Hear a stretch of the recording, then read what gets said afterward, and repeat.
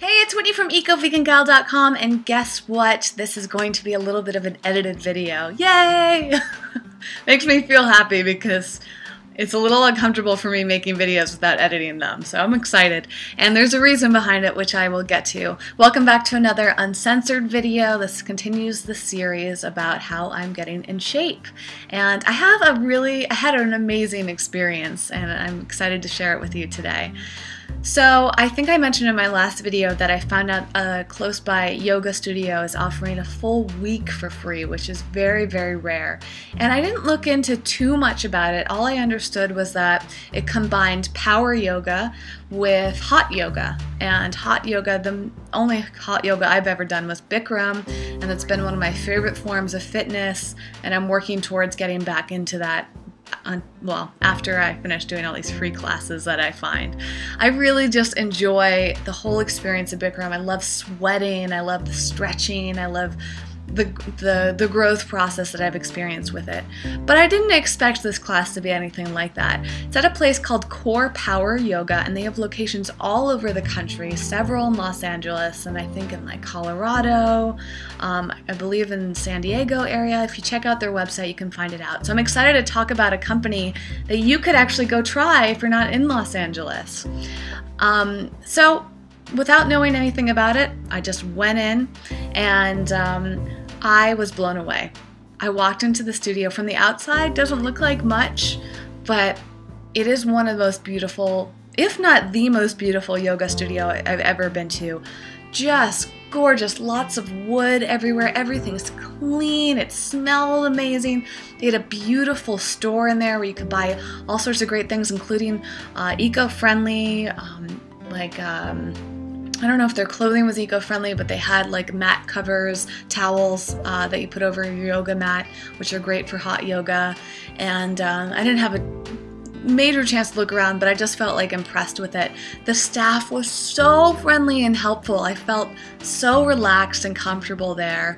And it was this massive, or is a massive place, and the facilities are outstanding. The changing room was just incredible, and the I didn't look into the showers, but it was just so clean. It was quiet and mellow. I went there at 7 o'clock on a Friday night.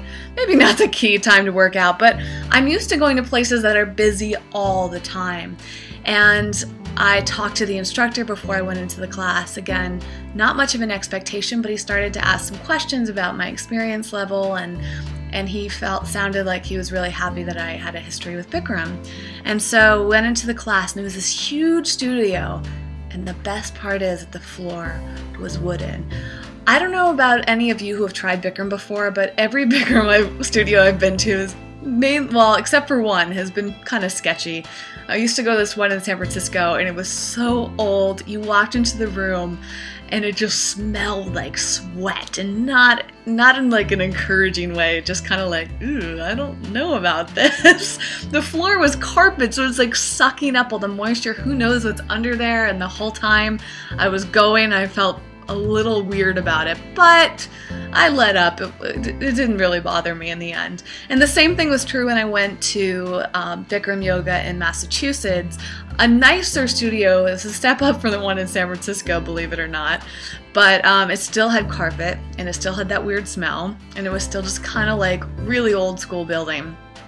I went to a Bikram studio in Marina del Rey in Los Angeles, and that was nicer. I don't remember what the floor was made of, but it wasn't carpet. The problem was it was only one studio, and it was super tiny, and everyone there was super packed in with each other, and I don't know, for an hour and a half of that, it's kind of unpleasant. But Core Power Yoga, at the time that I went, not only was it a huge studio, but we all had plenty of space to stretch out, which was awesome. It was just like the cleanest yoga studio of its kind I've ever been to. Major plus. Then I had this incredible instructor, I think his name was DeAndre, and he was amazing. So here's what it was like. It was basically Bikram, but condensed down to an hour. Traditional Bikram is an hour and a half, which is actually really nice. There's, you do so much work there, and you feel like you're getting a lot done, and You know, there's a lot to do. It goes by pretty fast once you get used to it, but an hour and a half is still a long time, especially when you're sweating buckets. And if you've got a lot going on in your life, that's a lot of time to devote it. If you have to drive there, it can end up being like a 2.5-hour ordeal to do yoga.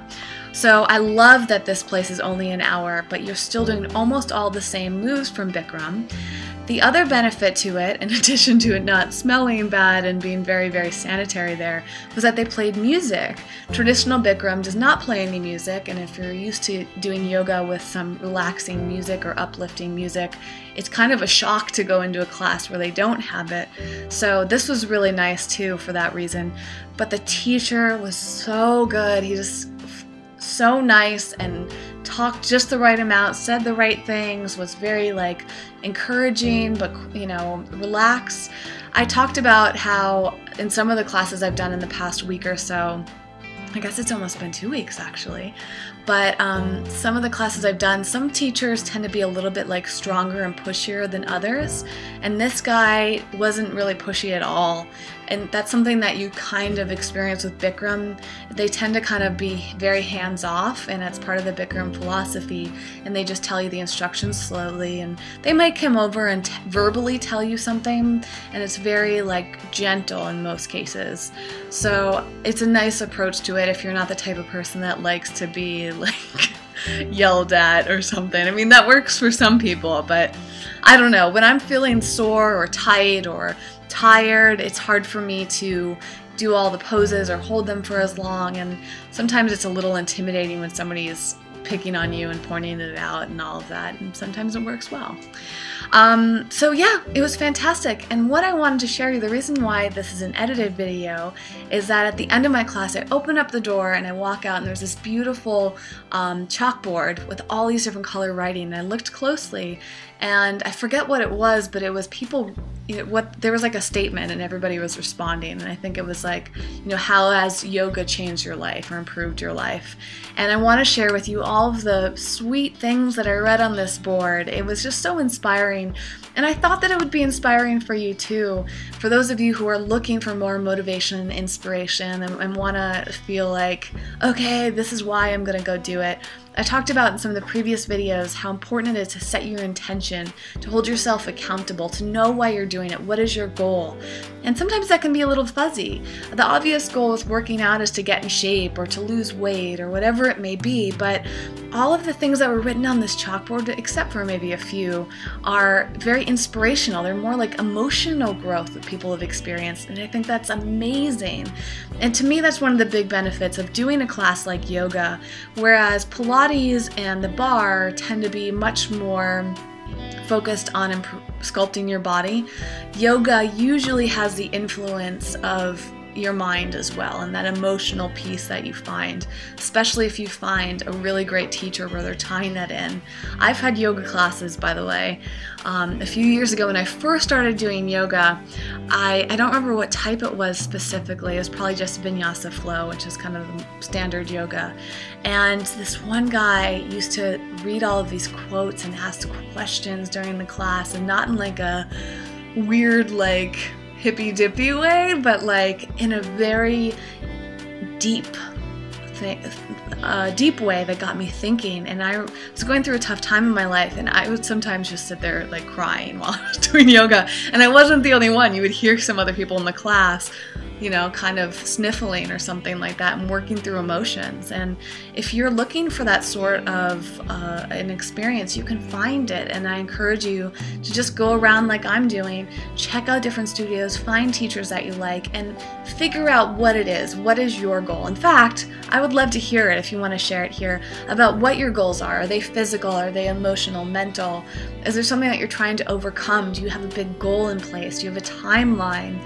And I want to share with you what I saw on that chalkboard right here, right now, and let me know which of these really resonated with you the most. Thank you so much for watching. I can't wait to read your comments and enjoy this. I found courage. Killer body. I discovered more about myself. Tact. I love myself. I envisioned water drops on my forehead. I wasn't planning on quitting, but I haven't smoked in over a week. I'm done. Me too. It's been over a month. Me too. Happy lungs. No matter how crazy my week is, I always know where to find an hour of peace. Happy. Better sleep.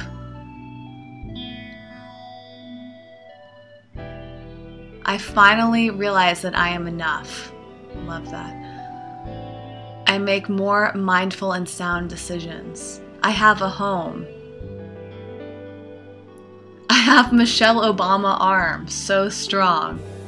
I'm not as judgy. Emotional and physical strength. I have more patience. In every way possible, I am better equipped to serve others. More comfortable being me.